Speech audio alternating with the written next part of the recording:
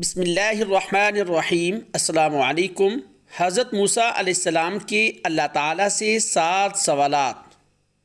وہ چند سوالات جو حضرت موسیٰ علیہ السلام نے اللہ تعالیٰ سے پوچھے، جن کا جواب جان کر آپ حیران ہو جائیں گے۔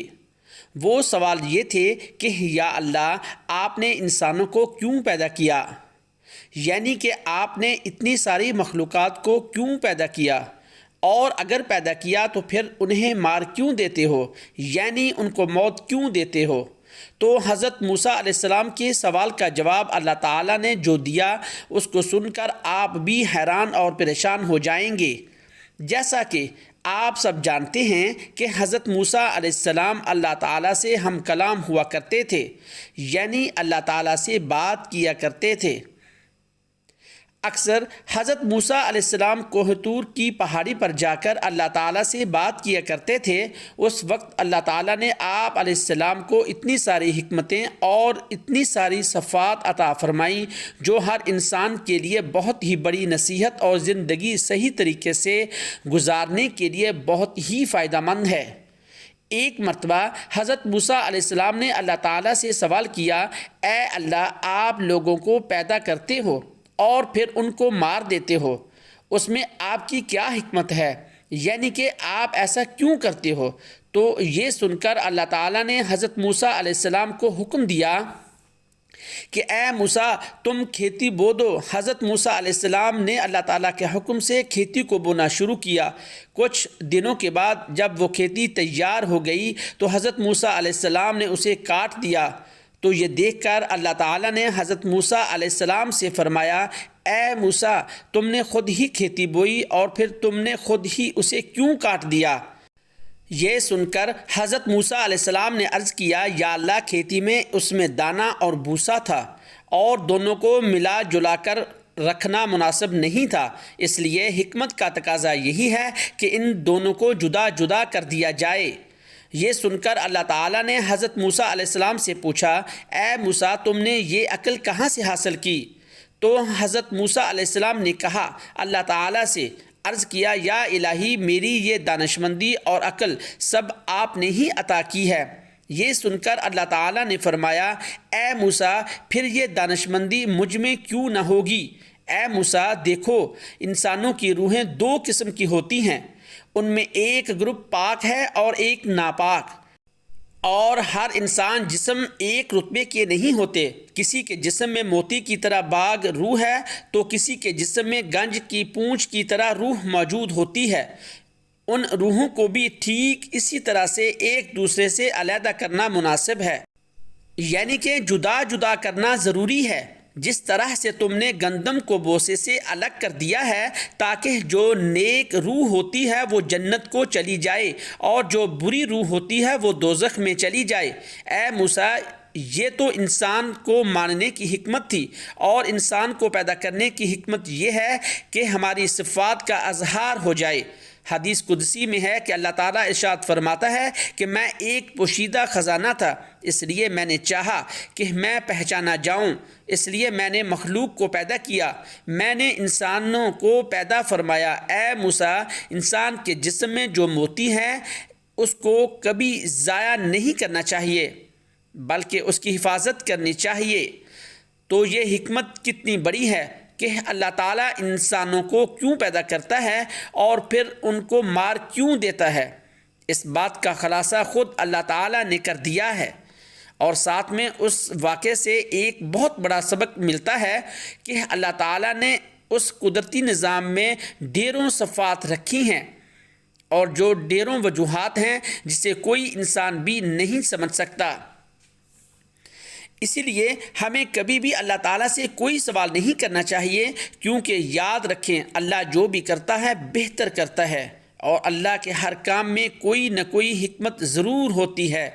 اس لیے یاد رکھیں، اللہ تعالیٰ جب بھی ہمیں کسی امتحان میں ڈالتا ہے تو اس میں بھی ہماری کوئی نہ کوئی بلائی ضرور ہوتی ہے، یعنی کہ اللہ کی ہر بات میں کوئی نہ کوئی حکمت ضرور ہوتی ہے، اور اللہ کے کیے گئے ہر فیصلے میں بندے کا کوئی نہ کوئی بھلا ضرور ہوتا ہے، کیونکہ اللہ جو بھی کرتا ہے اچھا کرتا ہے، اپنے بندوں کے حق میں کرتا ہے۔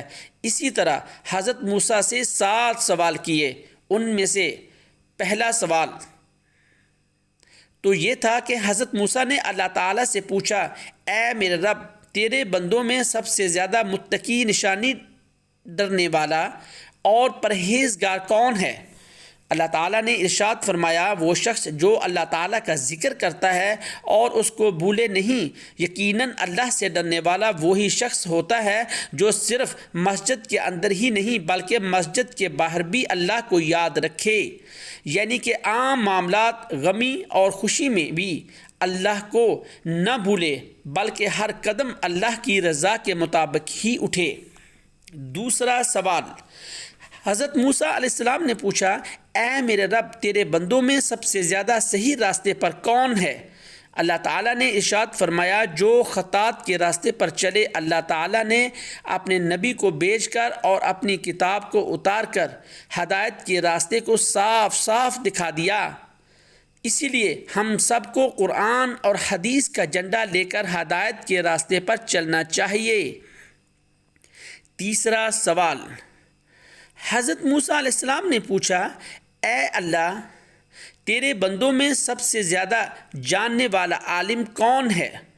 اللہ تعالیٰ نے ارشاد فرمایا، عالم وہ ہے جس کا پیٹ علم سے نہیں بھرتا، جس کے اندر ان کی پیاس کبھی نہ بجھے، بلکہ وہ ہر دن نئی چیزوں کو سیکھنے کی کوشش کرے اور مرتے دم تک سیکھتا رہے، یعنی عالم ہے، نہ کہ وہ جس نے علم سیکھا پھر سیکھنے اور سکھانے میں اس کا کوئی تعلق نہیں۔ چوتھا سوال حضرت موسیٰ علیہ السلام نے اللہ تعالیٰ سے پوچھا، اے میرے اللہ، تیرے بندوں میں سب سے اچھا اور فیصلہ کرنے والا کون ہے؟ اللہ تعالیٰ نے ارشاد فرمایا، وہ شخص جو لوگوں کو وہی حکم دیتا ہے جو اپنے آپ کو دیتا ہے، وہ کام جو اس نے نہ کیا ہو اور دوسروں کو کرنے کا مشورہ دیتا ہو، ایسا آدمی صحیح فیصلہ نہیں دے سکتا۔ پانچواں سوال حضرت موسیٰ علیہ السلام نے اللہ تعالیٰ سے پوچھا، اے میرے اللہ، تیرے تمام بندوں میں سب سے زیادہ عزیز ترین بندہ کون سا ہے؟ اللہ تعالیٰ نے ارشاد فرمایا، وہ شخص جو بدلہ لینے کی طاقت رکھتا ہو لیکن پھر بھی بدلہ نہ لے اور سامنے والے کو معاف کر دے، ایسا وہی کر سکتا ہے جس کے اندر صبر برداشت کرنے کی طاقت ہو، کیونکہ جب کوئی ہم کو تکلیف پہنچائے تو بدلے میں آپ بھی اسے تکلیف دینا چاہتے ہیں، لیکن بدلہ لینے کی بجائے جو معاف کر دے، ایسا شخص اللہ کا سب سے عزیز بندہ ہے۔ چھٹا سوال جو حضرت موسیٰ علیہ السلام نے پوچھا، اے اللہ، تیرے بندوں میں سب سے زیادہ غنی کون سا بندہ ہے؟ اللہ تعالیٰ نے ارشاد فرمایا، وہ شخص جس کو جتنا ملے اس پر راضی رہے۔ غریب وہ ہے کہ جس کے پاس دولت ہو لیکن پھر بھی اس پر راضی نہ ہو، دن رات اسی کی طلب پہ مارا پھرے، اور بے نیاز وہ شخص جس کو جتنی نعمت ملے اسی پر خوش ہو، اللہ کا شکر ادا کرے۔ ساتواں سوال حضرت موسیٰ علیہ السلام نے پوچھا، اے میرے اللہ، آپ کے بندوں میں سب سے زیادہ فقیر کون ہے؟ اللہ تعالیٰ نے ارشاد فرمایا، جو مسافر ہو، ایک مسافر یعنی سفر کرنے والا حاجت مند اور ضرورت مند ہو سکتا ہے، اسی لیے کوئی مسافر اگر ضرورت مند ہو تو اس کی مدد ضرور کرنی چاہیے۔ ہمیں درود شریف ضرور پڑھنا چاہیے، کیونکہ اللہ تعالیٰ اور اس کے تمام فرشتے حضور اکرم صلی اللہ علیہ وآلہ وسلم پر درود و سلام بھیجتے رہتے ہیں۔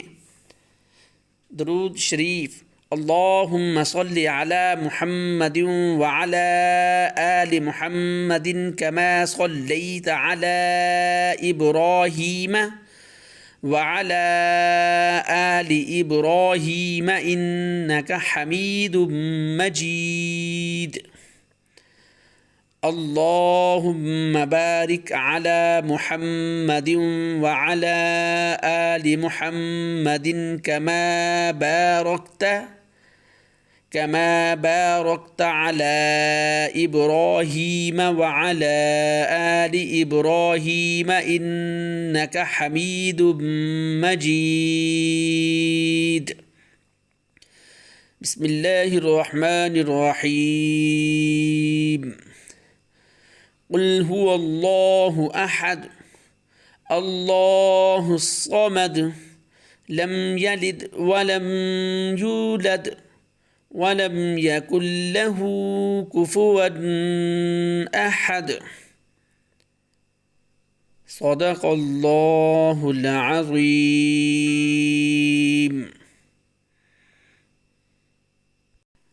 اللہ تعالی ہم سب کے گناہ معاف فرمائے. آمین ثم آمین.